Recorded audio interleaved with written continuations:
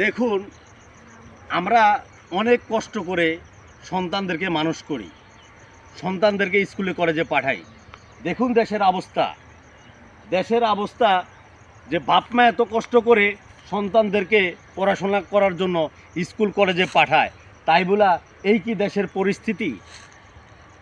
এই ভিডিওটা, আমার এই কথাটা আপনাদের যদি ভালো লাগে অবশ্যই এই ভিডিওটা লাইক করবেন, কমেন্ট করবেন এবং শেয়ার করে যে অভিভাবক আছে যাদের সন্তান স্কুলে কলেজে পাঠান, আপনাদের সন্তান ঠিকমতো স্কুলে কলেজে যাচ্ছে কি না, না কোথাও বসে আড্ডা দিচ্ছে, কোথাও কোনো ছেলের সাথে গিয়ে কোথাও কি করছে, আপনারা অবশ্যই এই জিনিসটার প্রতি লক্ষ্য রাখবেন আপনাদের ছেলে সন্তানের প্রতি, কারণ সন্তান সবাইরই আছে।